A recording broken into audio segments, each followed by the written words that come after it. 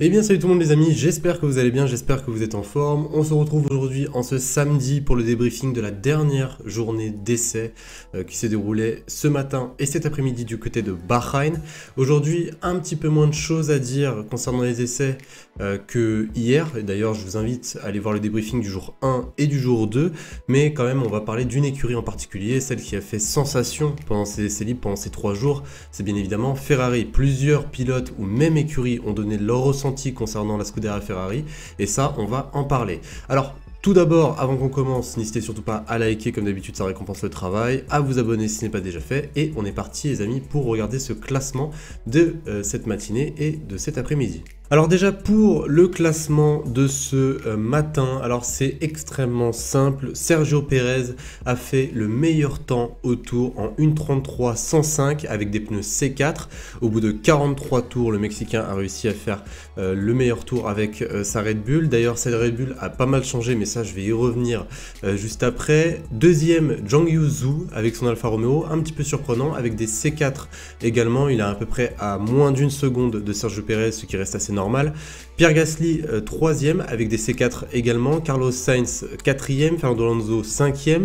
On a pu remarquer que le pilote qui a fait le plus de tours pendant la matinée, c'est nul autre que Pierre Gasly avec 91 tours. Donc voilà, 91 tours parcourus avec son AlphaTauri. 9e, Lewis Hamilton, mais cette fois-ci en pneu C5. Mercedes qui cache encore un petit peu son jeu. On va directement passer à l'après-midi, et pour l'après-midi, c'est Verstappen qui a créé la sensation avec un temps de 1:31.9 avec des pneus C5, donc ça reste la gamme la plus tendre de Pirelli.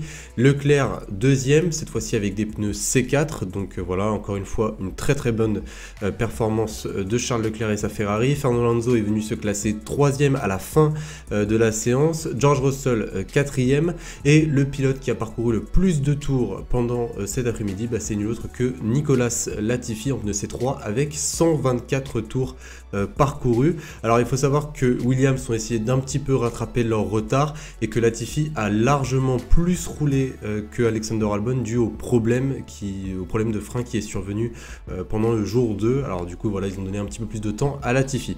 Donc voilà les amis pour le classement du matin et de l'après-midi. On va directement passer à toutes les informations que j'ai récoltées sur les différentes écuries. Alors on va commencer par Red Bull, puisque Red Bull ont rapporté pas mal d'innovations. J'en avais déjà parlé hier, qu'ils avaient rapporté de nouvelles pièces. Red Bull, pour la première fois en piste, a utilisé un nouveau fond plat et des nouveaux pontons, des side pods tout simplement. Pérez a fait la sensation, comme j'ai dit tout à l'heure, pendant la matinée, puisqu'il a réalisé le meilleur temps. Donc au final, cette Red Bull a l'air un petit peu mieux. Avant, les pontons avaient l'air assez bombés. Maintenant, ils ont l'air beaucoup plus creusés. Je vais vous montrer une image de toute façon à l'écran. Et même les ingénieurs Mercedes ont révélé que par rapport aux analyses GPS, la Red Bull est maintenant meilleure dans les virages lents grâce aux évolutions apportées le matin. Donc voilà, par rapport à Red Bull, tout s'annonce plutôt pas mal. Sergio Pérez a fait le meilleur temps la matinée, Max Verstappen a fait le meilleur temps l'après-midi, certes en pneu C5, mais il y a quand même eu une légère amélioration. On continue les amis avec Williams. Alors Williams ont demandé un petit peu plus de temps de roulage vu qu'ils ont eu pas mal de problèmes pendant la journée d'hier. Au final, l'équipe a simplement donné plus de temps à Latifi que à Albon, vu que Latifi, c'est lui qui a eu le plus gros souci hier dû à ses freins. Bon, j'en ai déjà parlé dans le classement, l'écart de tours pendant l'après-midi entre Latifi et Albon est juste énorme. Je crois qu'Albon a fait 20 tours max et Latifi en a fait à peu près plus de 100. Donc voilà par rapport à Williams Formule 1. Et on continue avec les citations les amis, puisque on en a une de Lewis Hamilton. Alors il y avait une conférence de presse et Lewis Hamilton était aux côtés de Lando Norris pendant cette conférence. On a demandé à Lewis Hamilton, un petit peu comme à tous les pilotes, qu'est-ce que tu en penses de cette Mercedes, où est-ce que tu la vois sur la grille pour le premier Grand Prix. Et bien Lewis Hamilton a sorti une réponse assez négative quand même. Il a lui-même cité: pour le moment, je ne pense pas que nous serons en compétition pour les victoires.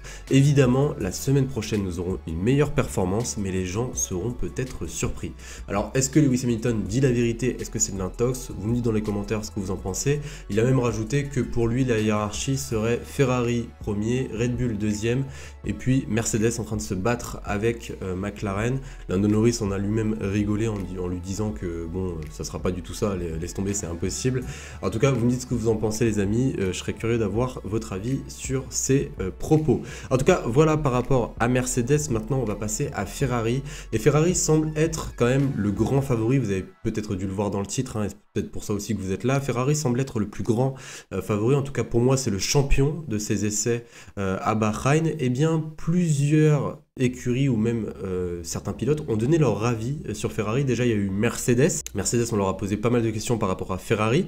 Alors ils ont eux-mêmes dit Red Bull et nous sommes dans le même bateau. S'il y avait une course dimanche, Ferrari gagnerait avec un écart considérable. Le grand peloton des poursuivants est juste derrière nous. Donc voici les propos de Mercedes. On a également demandé à Ocon qu'est-ce qu'il pensait de la Scuderia Ferrari, et Ocon estime également que Ferrari gagnerait probablement le premier GP, et on lui a demandé également où est-ce qu'il voyait Alpine sur cette grille. Et bien il a lui-même répondu: difficile à dire, je pense que ça sera très serré. On a vu que ça se tenait entre 2 à 3 dixièmes. Donc voilà pour Ferrari et Alpine. On a également eu certaines informations concernant McLaren et surtout concernant Daniel Ricciardo. Et bien c'est officiel, Daniel Ricciardo est malheureusement positif au Covid-19. Alors du coup on lui souhaite un bon rétablissement et on espère qu'il sera là pour le premier Grand Prix. Mais il y a déjà eu des discussions qui ont été entamées. 3 remplaçants potentiels à Daniel Ricciardo pour ce premier Grand Prix s'il n'est pas là. Alors déjà on a eu Oscar Piastri, vu qu'Alpine a proposé à McLaren, et McLaren a un deal aussi avec Mercedes qui stipule que si un de leurs pilotes n'est pas là, ça sera potentiellement un pilote Mercedes qui prendra la place. Et bien on a eu 2 noms, Nick De Vries et Stoffel Van Dorn. Donc voilà par rapport au remplacement potentiel de Daniel Ricciardo. Donc voilà les amis concernant ces essais à Bahreïn. J'espère vraiment que ces 3 vidéos de suite vous auront plu. C'était assez compliqué pour moi de tenir le rythme, mais en tout cas j'en suis très heureux. N'oubliez surtout pas le petit like, le petit commentaire, vous me donnez vos avis pour vous qui sera champion cette année, ou du moins qui va gagner le premier Grand Prix. C'est une question un petit peu plus simple. Vous me le dites dans les commentaires, et sur ce les amis, je vous souhaite une excellente journée, une excellente soirée, prenez soin de vous, et je vous dis à la prochaine. Salut tout le monde.